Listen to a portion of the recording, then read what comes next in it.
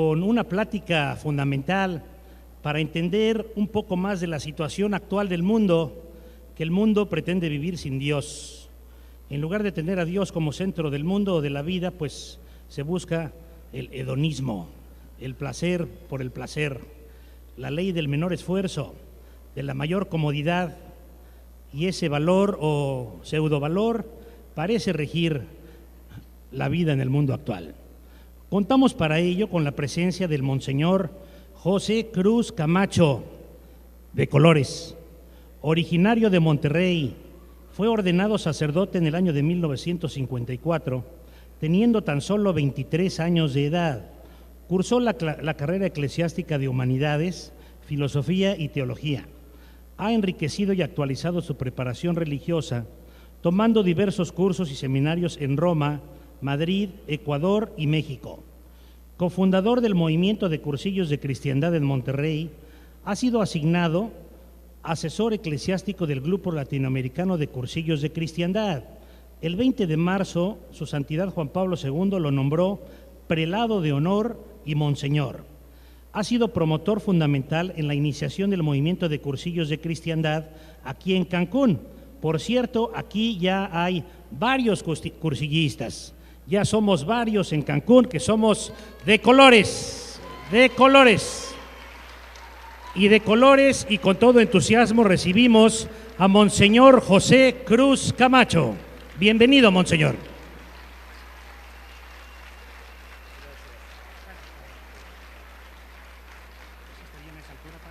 Sí, está bien.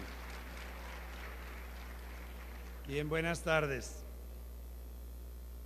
Dicen que lo que acaban de decir, por lo menos en mi tierra, se llama el ridiculum, porque cuando te leen toda la historia de lo que eres y de lo que has hecho, es puro ridículo, nada más, ¿no? Pero no es mayor cosa. Bien, les agradezco su presencia y a los organizadores les agradezco la invitación que me han hecho para participar con ustedes y compartir con ustedes, pues, este tema que me han señalado. El tema que me han señalado se llama ausencia de Dios. Está bien. Y mi pregunta es, o son muchas las preguntas que yo hago. El tema es, Dios está ausente en el mundo, ausente del hombre, ausente del mundo mismo, ausente en el pensamiento. Dios ausente también en la vida. Y entonces, ante esta ausencia, yo hago muchas preguntas. Y estas son las preguntas. ¿Por qué este tema de la ausencia de Dios? ¿Por qué preocupa que Dios esté ausente del mundo? ¿A quién le preocupa? Por otra parte, ¿es necesario que Dios esté presente? ¿Qué significa la ausencia o la presencia de Dios en el mundo? ¿Quién es o qué es Dios para el mundo? ¿Qué es el mundo para Dios? ¿Quién se preocupa? ¿Dios, el hombre o el mundo? Significa que si hay ausencia de Dios en el mundo, Dios sobra, y si sobra, se le niega, y si se le niega, existe indiferencia. Cuando hablamos de ausencia, hablamos también de incredulidad, hablamos de ateísmo, de suplencia de Dios, o por otro lado, hablamos de panteísmo, porque hoy todo es Dios, todo se convierte en Dios, y por otro lado, Dios no significa nada. Dice el Papa Juan Pablo II, ay del cristiano que cuando la palabra Dios no significa nada para él. Ay del cristiano que cuando la palabra pecado no le significa nada. Ya a esa persona le salieron callos en la cabeza y dicen que los callos de los pies se quitan con medicina, pero los callos de la cabeza no tienen medicina, no hay medicina. Hay de nosotros, hablando entre broma y serio, hay de nosotros cuando nos salen callos en la cabeza. ¿Por qué? Porque Dios se convierte en callo y no te significa nada y no te mueve nada. Y la palabra pecado se convierte en callo y en la vida y en la práctica no te sirve de nada, no significa nada para tu vida. A los que estamos aquí presentes, yo les hago una pregunta. ¿Alguna vez te ha hecho falta Dios a ti? ¿Cuándo Dios te ha faltado? ¿Por qué sientes tú que alguna vez Dios te falta? ¿Cómo lo hemos solucionado la falta de Dios o la carencia de Dios o la no presencia de Dios? ¿Dios ha venido en tu ayuda alguna vez? ¿Cuándo? ¿Cuándo lo has notado? ¿Cómo has solucionado tú la carencia de Dios?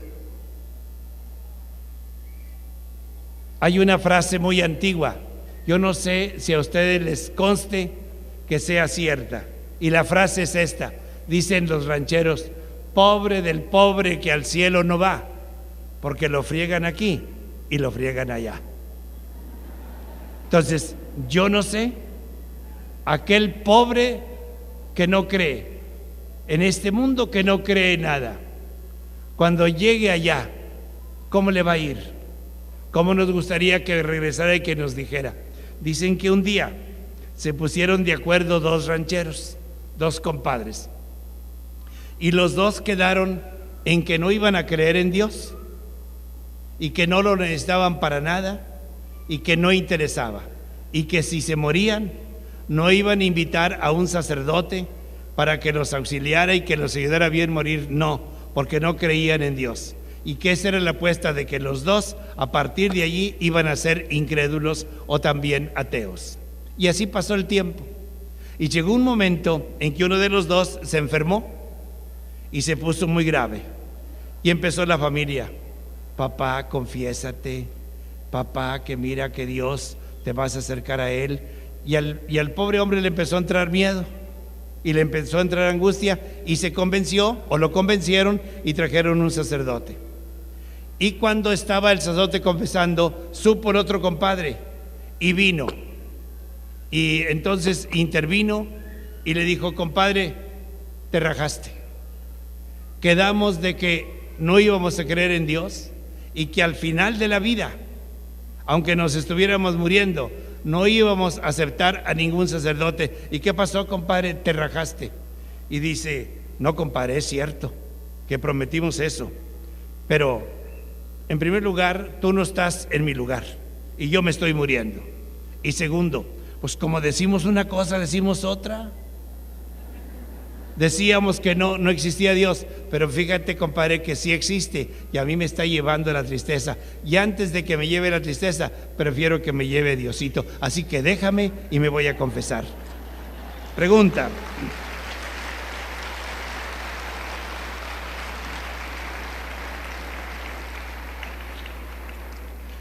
hermanos, puesto que estamos ante un encuentro mariano, vamos a invocar a María, Madre de Cristo y Madre de la Iglesia, para que interceda por nosotros en este camino de búsqueda de Dios.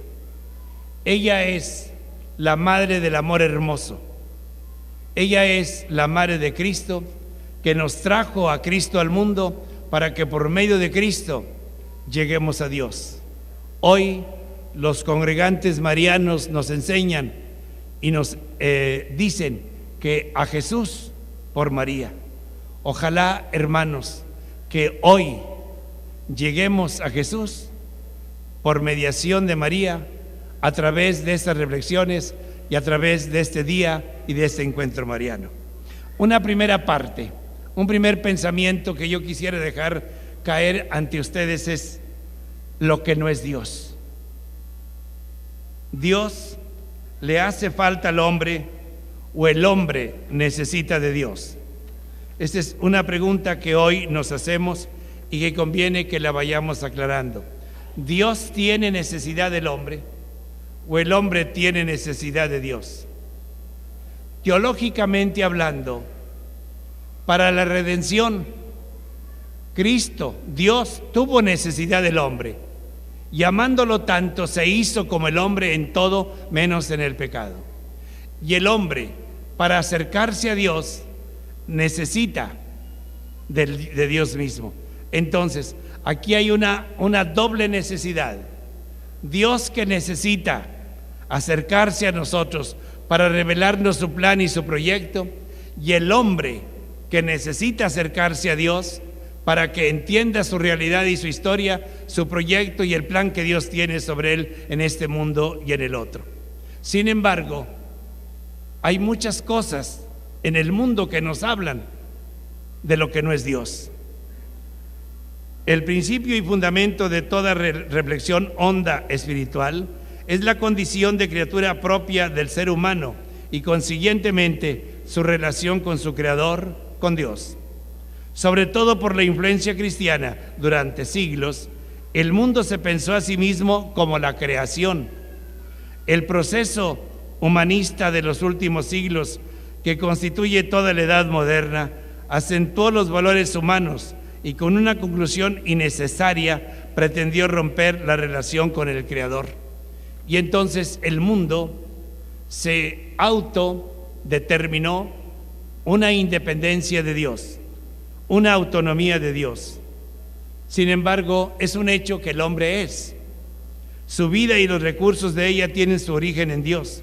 Pero cuando el hombre se piensa y se descubre y se encuentra situado en su mundo, siente el engreimiento de su pujanza y se afirma autónomo de todo valor que esté más alto y su existencia temporal, con todas las implicaciones que ello lleva consigo. Existe una autonomía humana, pero ella está en la órbita de lo que el hombre es. Esa autonomía no puede ser ni ignorancia ni desconocimiento del Creador. La naturaleza tiene el principio de su propio orden, pero no está herméticamente cerrada en sí misma, está en relación con su Dios. El hombre tiene sus propias leyes, pero no es independiente de Dios, y el hombre se cree autónomo e independiente. La primera concepción del mundo, hoy en el mundo hay tres tendencias que llevan al hombre a negar a Dios y a construirse una teología temporal que no tiene trascendencia hacia lo eterno. Existe una teología de la materia, el marxismo, que niega el espíritu inmortal. Esa teología nos dice que no existe un espíritu inmortal.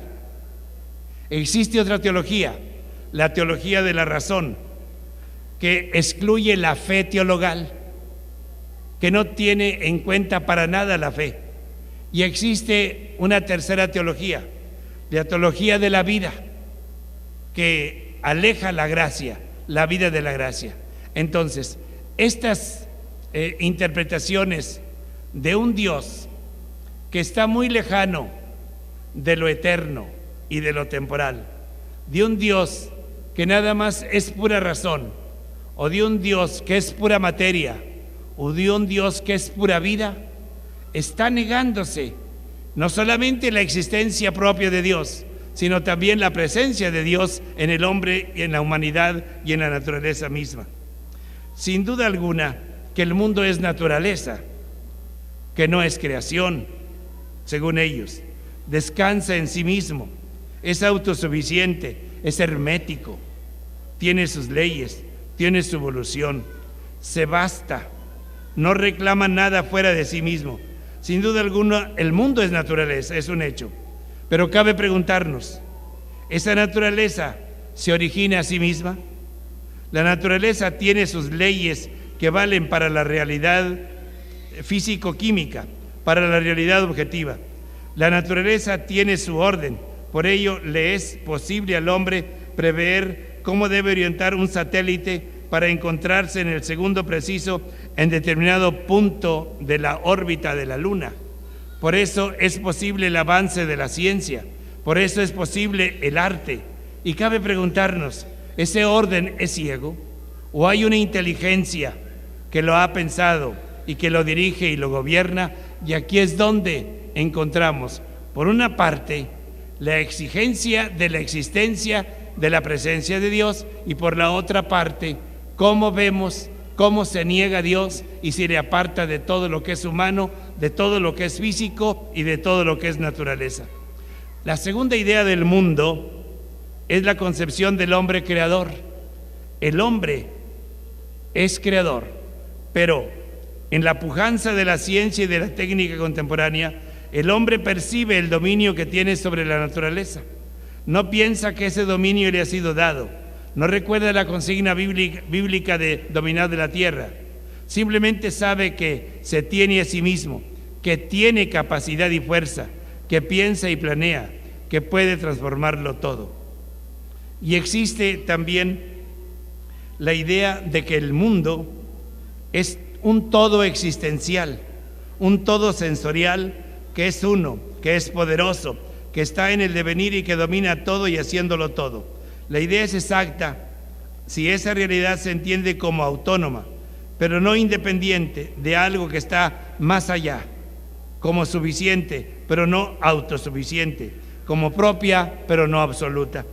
El mundo está en relación dentro de sí mismo. El mundo es una relación, pero esa relación interior se abre también a lo trascendente. Y existe la tercera concepción presente en todos los movimientos de la historia de hoy. Es que Dios, que suponiendo que existiera, es simplemente el eterno, y por lo tanto lo temporal está abandonado a su propio destino.